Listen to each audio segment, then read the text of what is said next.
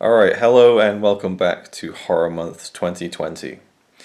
Yeah, kind of had an idea in my head that it would be nice to get close to that kind of 31 videos that most people do on their channel, but yeah, just, again, I have a stack on the floor that I can see right now that's probably got about 60 movies in, but barely even looked at it or even thought about it in the past week. So it's just going to be what it is. We'll just see how many videos I get to. Maybe 10, maybe 15, maybe not even that.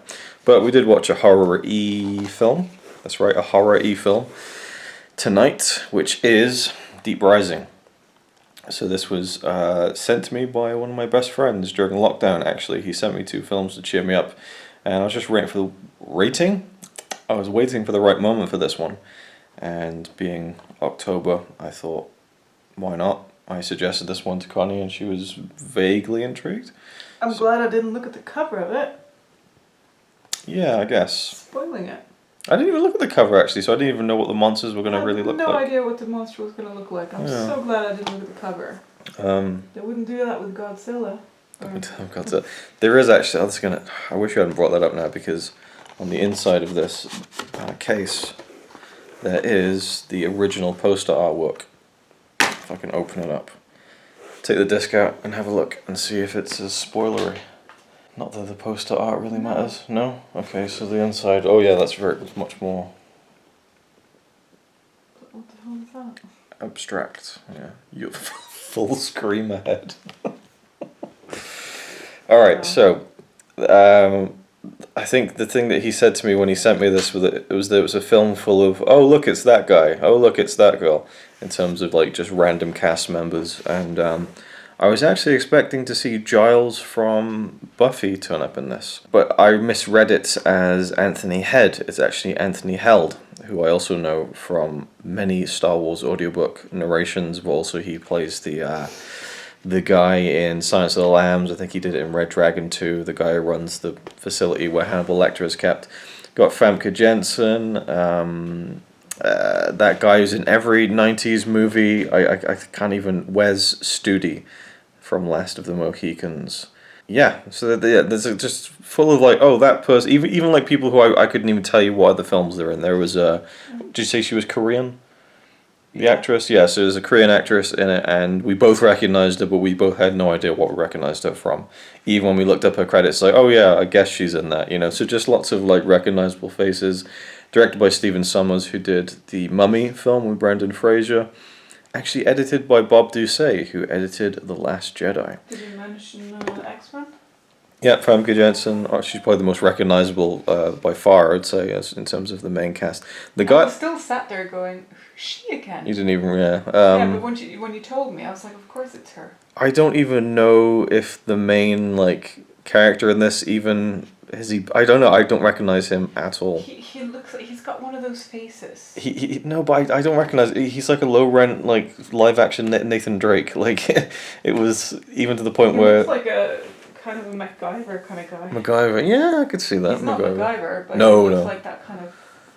Yeah, he's been in a TV show. He just looked like the budget Harrison Ford. You know, they just needed someone to like come in, and there was even a guy who was doing an Australian. They needed a good-looking guy. Well, and they needed. They didn't need. You just said they need. They had a guy who, to me, just felt like again budget. Colin Farrell, this guy doing an Australian accent who looked very similar to Colin Farrell, but definitely wasn't. Just talking about the cast at this point. There was someone else as well who I just. It's gone. I don't know. Anyway. It's the Kiwi guy. The Kiwi guy, yes, that's right. So Cliff Curtis, I believe. Oh, can you just look it up? I think his name is Cliff Curtis, and I'm pretty sure he played Billy in Doctor Sleep. And when I first saw him, I thought, is that Billy from Doctor Sleep? Even though he looks really different. Cliff Curtis. Cliff Curtis, I believe, is his name.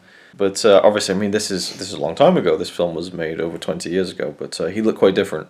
A lot younger, obviously. I don't know why I've been talking about this bullshit. Anyway, so it's about this group of mercenaries who attempt to hijack a cruise ship. Huh? Deep Rising? It is Cliff Curtis. Okay, that's interesting. Anyway, so it's about a group of mercenaries who've hired this guy who's essentially the good guy of the film, and he has a boat, which he, what's the phrase he said at the beginning? Pay your fare and we don't care, or something like that. He basically has a boat and he hires it out to anyone and he doesn't care what they do, basically. He asks no questions. It was something like cash. something. The second bit was we don't care. So like, you know, give us your money, we don't care. Cash to spare. Cash maybe? to spare, we don't care. I don't even know. I don't know. We literally just It finished was watching this and they stupid. brought it up twice. Anyway, so this guy has been hired and he takes these mercenaries to this cruise ship. There's a whole plot around that and why they're there and everything, but you know, it's a cruise ship full of very rich people. But when they get there, everyone's dead. So that's kind of the hook. Well, first, there's nobody there. Well, there's nobody You there. don't see that everyone's dead until... I guess, but it's not a ghost ship. There were people on the ship. And, you know, as you can see from the cover, it's a monster movie. The special effects on the monster were, it's dog shit awful. Looking at it from today's perspective, it's just... Yeah, but if we saw it then, we would have gone like, oh, that's great. Probably, I guess. I don't know. I feel like... It's the 90s, everything looked shit. Yeah, well, not everything, but I think that seeing it in high definition as well, it will enhance those flaws of 90s CGI. I mean, this clearly wasn't the biggest budgeted movie in the world.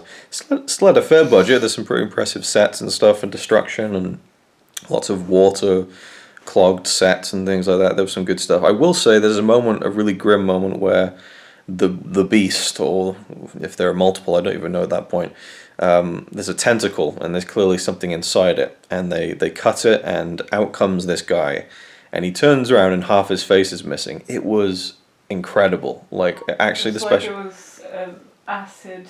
Yeah, his face was like burned away. It honestly looked awesome, especially for this time.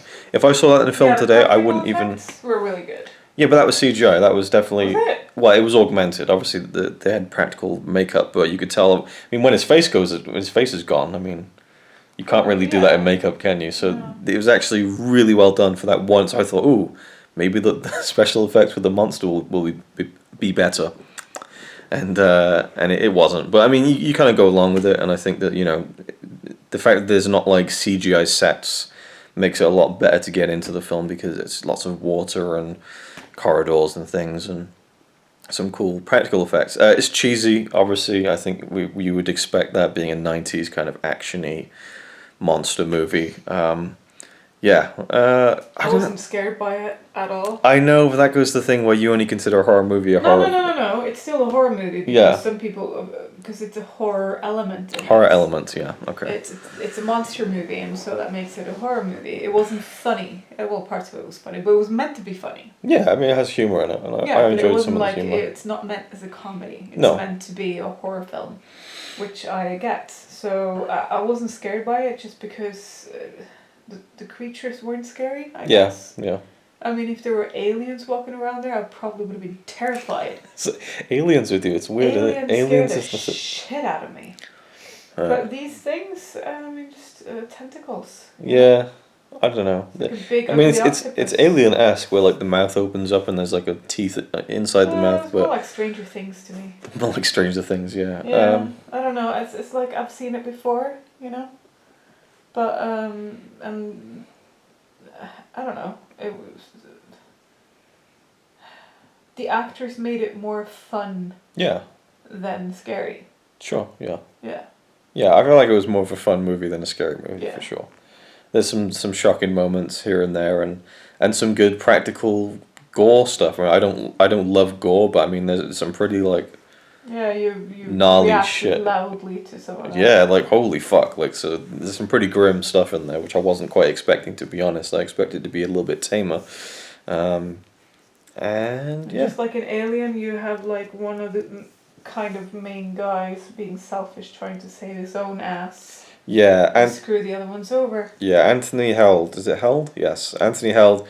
He is just good at playing a slimy motherfucker. Like, that guy, he just has a face that you want to punch. Like, no offense to the guy, but like, there's a reason they cast him as that sleazy character in Silence. I'm not sure if he's he kind of sleazy in Silence of the Lambs. He's kind of hitting on Clarice and being, right. you know. But in this film, he's just I mean, I don't know. He just does it well. I guess he kind of gets cast a type in that way, but you can kind of see why. Overall, I enjoyed it. It was good fun. You know, entertaining. Yeah, I mean, it just boring. No, it sets up all the characters pretty well at the beginning, and then you're on the ship, and it's typical kind of what you would expect. They kind of have to it's like a game of cat and mouse where this thing is coming after them and they got to go through different places, and then this place gets blocked off, they have to go another way, and the crew gets picked, well, not the crew but the group of people that kind of get assembled, they get picked off one by one. Didn't like the ending. The end. Oh, you mean the very ending? Yeah. Like, that's fun. I like that. If there was ever a question of if this film is trying to be like comedic, I mean, it ends on a big gag. Oh, now what? Really? Really? I know, but I love the fact I would love to know if they were hoping for a sequel on that one with the last shot of the film, and There's no way they would survive that. Well, you could make a movie out of it, I guess. I mean, it's possible, but I mean, you could probably make a movie where it's the three of them, and then spoilers, three people survive at the end of the film, and then they meet other people on the island. I mean, you could do all sorts of stuff with that. Yeah, but I think it was coming straight for them. So. Yeah, but I mean, it's not really a film that needs a sequel. I'd like to hope that they weren't planning on that. They just did it just to be a kind of tongue-in-cheek kind of fun ending to the film. Probably just a crowd-pleasing moment. Screwed anyway. Yeah, maybe something like that. Yeah. Like all of that hard work, and then that's the end. Was it Joey? Yeah, Joey, because they say his name like 3 times at the end of the film. This kind of annoying side character. He's kind of the guy who works on the good guy's ship. I don't know if you can call him a good guy, but the main character. Voice. Yeah, he had this kind of cracking voice that seemed like I'm just running out of ways to say low rent budget version of Bobcat Goldthwait. Like, he just felt like that kind of guy. Like, we want him, but let's get someone else who can do kind of close to that. Yeah, I don't know. Deep Rising, I enjoyed it. Yeah. Denzel sent me a message earlier, and he's like, "Oh man," he's like, "You're either gonna really enjoy it, or you're just gonna be rolling your eyes the entire film." And it was like a mixture. But I didn't actually there wasn't that roll many. my eyes. No, there wasn't. It wasn't too bad actually. No, it was better than. Well, I didn't know what I expected, but when I realized that was going to be a monster thing, and not some kind of like ghost thing or whatever, that's when I was like, right, okay, expectations low. So you would have preferred a supernatural kind of. Well, it is spooky. Supernatural, isn't it? But spooky stuff scares me more. But with this, I guess I didn't really want to have a high heart rate tonight, so it was fine. It was entertaining. Yeah, just entertaining film. Don't enjoyable. want to watch it again, but yeah, I could watch. Once is enough. I'd watch it again, maybe in about 10 years or something like that. Just like it's a really easy film to watch. It's snappy. It gets right to the point. There's no like half an hour of setting up like them going off on the mission. Like, the film starts, they're on the boat, they're on their way. Like, it really rolls along. It's not too long. Just a good entertaining film. I enjoyed it. And I love 90s movies because there's just we grew up with 90s movie. We grew up with 90s movies, and so it feels familiar, and it's you kind of cut it a little bit of slack, I guess. I don't know. You probably watch Anaconda now. It's kind of Anaconda. The same thing, Oh my god, yeah, I haven't seen that same type since. of cast, same. Yeah, like him, Jennifer Lopez. With a monster trying to swallow people whole. And the effects of the monster seemed like kind of video gamey to me, and so I kind of laughed when they did get on the jet ski towards the end, and the main guy does remind me a little bit of Nathan Drake, just in the a little bit in the looks, maybe an older Nathan Drake, and it's and there's a lot of stuff in Uncharted 3 when you're on a sinking cruise ship, so it reminded me of that, and then you get on the jet skis and he's like turning around with a shotgun, and it felt like Uncharted 1, so I just kept thinking about Uncharted. Yeah. And there was something else I was going to mention in that vein. That, probably. Oh god, yeah. Oh, the Schwarzenegger thing in Terminator 2. Jet ski. So when they first get on the cruise ship, there's just like a shot that lingers on the jet skis and then like pans over, and I'm like, we're seeing those later on. Like this, I said it's like Chekhov's jet ski, which Connie didn't get, which I understand. But the whole Chekhov's gun thing, if you set something up, then you have to use it later on. We don't have to, but it's kind of one of those rules that are employed in storytelling, and so I had a feeling that I actually almost had this mental image in my head of, at the end of this movie, they're going to jet ski out of that opening, and the ship's going to blow up, because it just seemed like the token 90s explosive. I mean, the whole ship just explodes so unrealistically at the end of the film. It's just like one little thing. Well, I guess they did throw a fucking warhead into the side of it, but you know, it so evenly explodes from there that it's just to perfectly service the like almost Millennium Falcon flying out of the Death Star ending, where it's just like. Anyway, that's a spoiler-filled little half review of Deep Rising. I really enjoyed it, and yeah, so there we go, Deep Rising. Well, it's the same cover. Connie just handed me this. I was gonna have you put the slipcover on it, but fine. Yeah, okay. Anyway, so that's that. We'll see what happens with more horror-y videos throughout the rest of the month. I mean, we're like, is it halfway through October now? Yeah, 16th, 17th, 18th? 19th tomorrow. 19th, okay. Jeez. 18th today, 19th tomorrow. 18th today, okay. Okay, well that's it. Thanks for watching. See you in the next one. He's alright by me. Apart from the fact he throws cans of Carlin into a tree. Yeah, he's really cool. Yeah, he's really cool. But he's not quite as cool as you.